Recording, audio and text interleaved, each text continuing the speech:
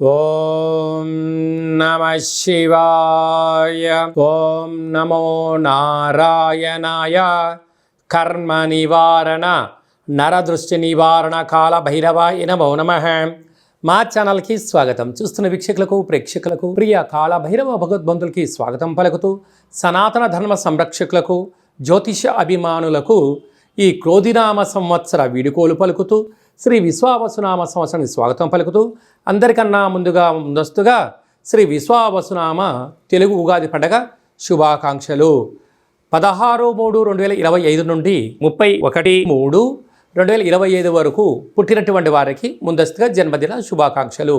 గతంలో వివాహమైన వారికి వివాహ వార్షికోత్సవ శుభాకాంక్షలు. ద్వాదశ రాశుల్లో గ్రహ గమనాలు వీక్షింపచేద్దాం. వృషభ రాశిలో గురువు, మిథున రాశిలో కుజుడు, కన్యరాశిలో కేతువు, కుంభరాశిలో శని భగవానుడు, మీనరాశిలో చతుర్గ్రహ కూటమితో ప్రారంభమవుతుంది.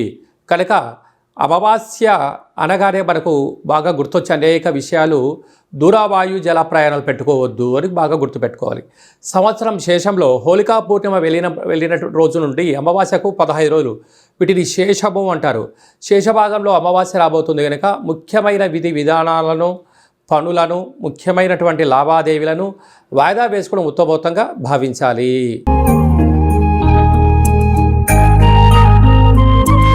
ధనుసు రాశి వారికి ఎలా ఉండబోతుందో ఈ వీడియోలో తెలుసుకుందాం.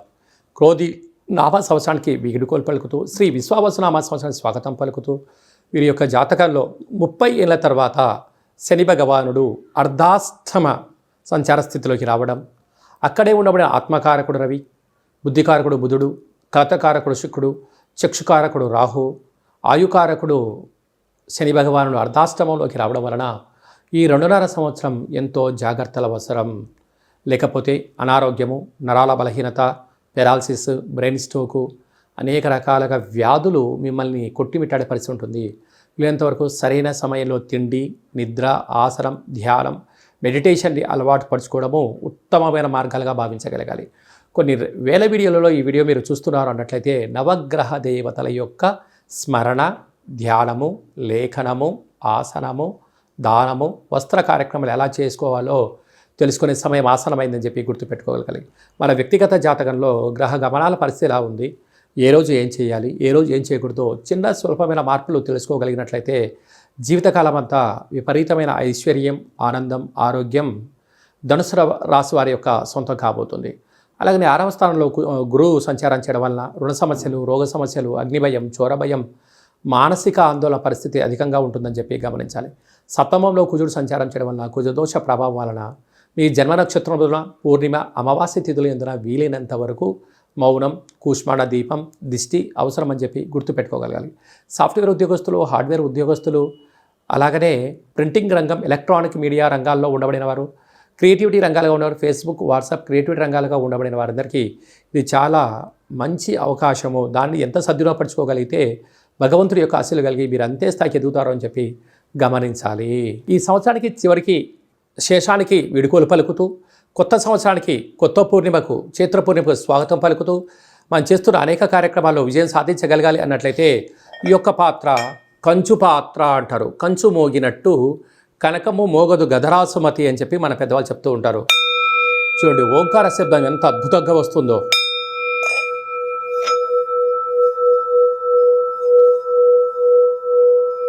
ఈ యొక్క ఓంకార శబ్దాన్ని ఇంట్లో వినిపించడం వలన ఈ సంవత్సరంలో ఉండబడినటువంటి గ్రహదోషాలన్నీ కూడా తొలగిపోయి గ్రహ ఐశ్వర్యం కలుగుతుందని చెప్పి గమనించాలి.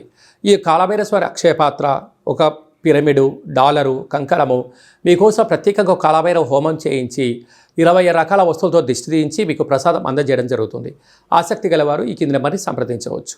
మీ వ్యక్తిగత జాతకం తెలుసుకోవాలనుకుంటున్నారా? మీరు పుట్టినటువంటి తేదీ, నెల, సంవత్సరం, సమయం మీరు వ్రాసి పంపించినట్లయితే సంపూర్ణంగా 100 సంవత్సరాల జాతకాన్ని సవివరంగా వ్రాసి మీరు పుట్టినప్పుడు గ్రహ గమనాలు ఎలా ఉన్నాయి, ప్రస్తుతం ఎలా ఉంటున్నాయి, రాబోయే కాలం ఎలా ఉండబోతున్నాయో సవివరంగా తెలియజేయడం జరుగుతుంది.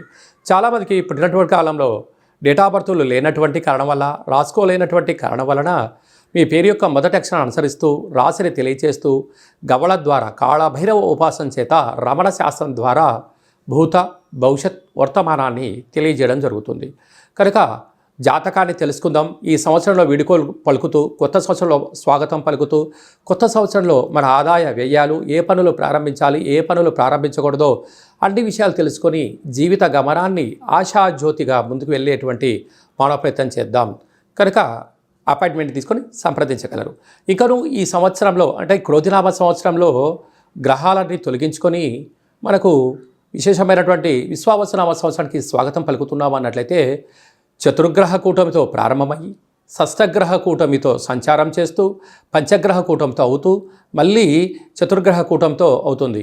ఇది ఎప్పటి నుంచి 16/3/2025 నుంచి 6/5/2025 వరకు ఉంటుంది. కనుక ఇలాంటి కాల సమయంలో గ్రహ నామస్మరణ అంటే నవగ్రహాలను స్మరించడం, నవగ్రహ దేవతలు ఆదివారం అయితే సూర్యుడు, సోమవారం అయితే చంద్రుడు, శనివారం అయితే శని భగవానుడి యొక్క 108 నామాలు రాయడం, ఈ నామాలను కాలభైరవ దేవాలయంలో సమర్పించడం వలన గ్రహదోషం తొలగిపోతుంది.